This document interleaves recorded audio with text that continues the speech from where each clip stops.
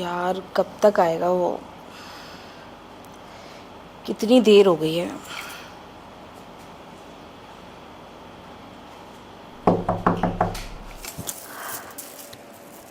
लगता है वो आ गया।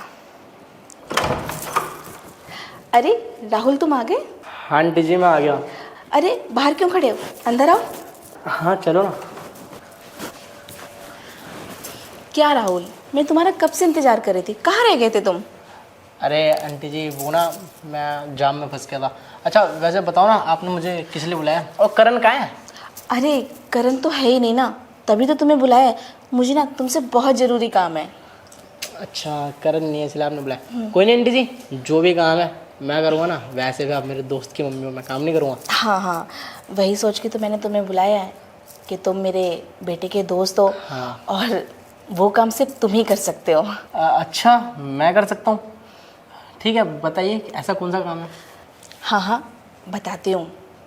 दरअसल बात यह है ना कि तुम्हें ना मुझे खुश करना है। खुश करना है? अच्छा अच्छा आंटी जी, मतलब आप जो काम बताओगे वो काम मैं अच्छे से करूँगा, तो काम से तो खुश होगी आप ना, वही वाला। नहीं नहीं राहुल, वो वाला खुश नहीं।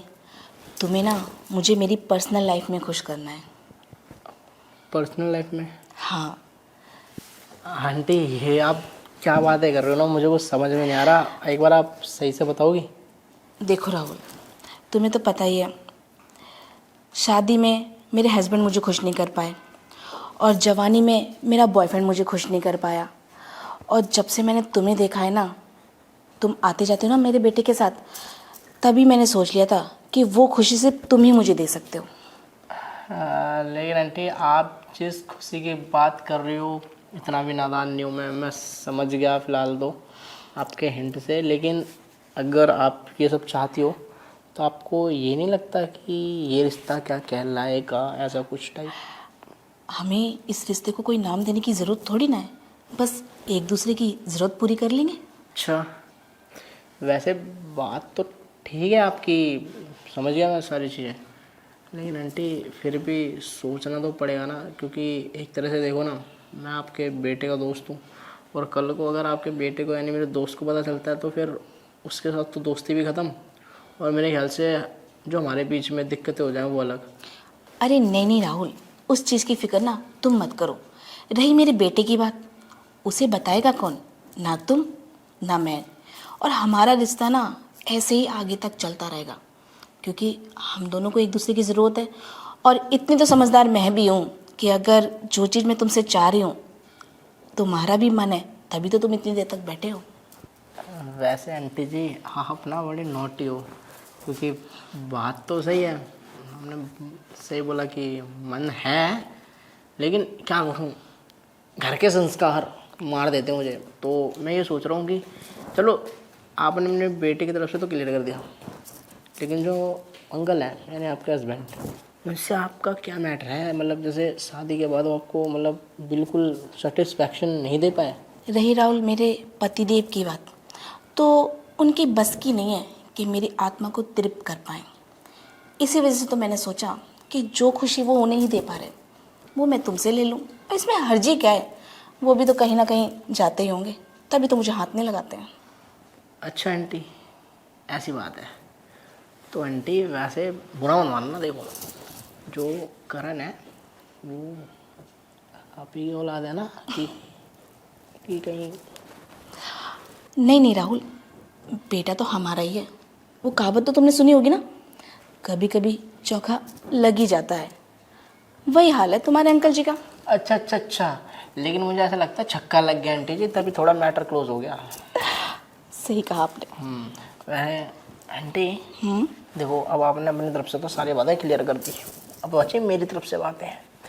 तो ये बताओ, कल की डेट में अगर हम मतलब हमारा रिलेशन चलता है तो सच्ची में कोई दिक्कत नहीं आएगी? क्योंकि मैं नहीं चाहता कि मेरे घर पे पता लगे कि मैंने अपने दोस्त की मम्मी के साथ ब्ला ब्ला ब्ला। तो अरे क्या? अरे, फिक्र मत करो, ऐसी बातें दीवारों को भी नहीं पता चलेंगी। और हम तो सिर्फ अपनी आत्मा को खुश करने के लिए ये चीज़ कर रहे हैं ना, किसी को बताने के लिए थोड़ी ना।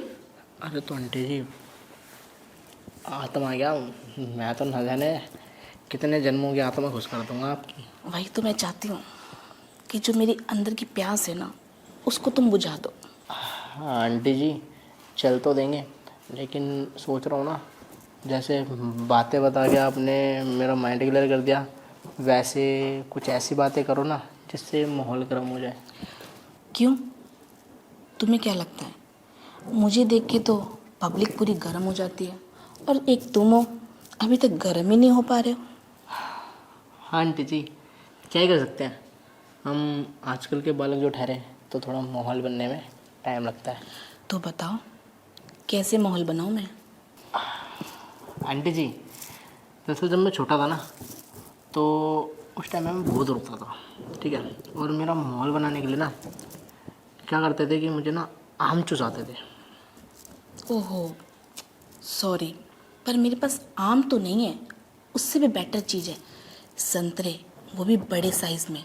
अगर उससे काम चल जाए तो बोलो। अरे आंटी, क्या दिक्कत है, संतरों से भी चल जाएगा मेरा काम, क्योंकि चाहे रस आम से निकालूं चाहे उसमें, मेरा कुछ भी नहीं है। और देखो ना, उसमें गुठलियाँ निकलती हैं, इसमें बीज निकलेंगे। हाँ, वो बात तो तुम्हारी सही है। तो क्यों ना इन संतरों का रस पी लिया जाए? पी लिया जाएंगे आंटी जी, पिला दिया जाए, क्योंकि अब मैं नहीं चाहता ना कि अपने ही संतरे आप खुद भी पियो, क्योंकि वो चीज़ जब हमारी है प्रॉपर्टी है तो फिर हम ही पियेंगे। क्यों नहीं, आप पीना, मैं पिलाऊंगी। ओए होए, तो आंटी, वैसे हम ना आंटी बोलते हो ना, अजीब लग रहा है, आप बताओ आपको, वैसे आपका नाम? मेरा नाम वैसे तो कुछ भी कह सकते हो प्यार से, पर काजल कह लो। काजल? तो फिर मैं अपनी आईलाइनर लगा दूँ आपकी आंखों में? मैं भी तो चाहती हूँ मेरा काजल तुम्हारी आंखों में और तुम्हारा लाइनर मेरी आंखों में। तो फिर चलो सुरमा सुरमा खेलते हैं अंदर। चलो। हाँ ना आंटी जी।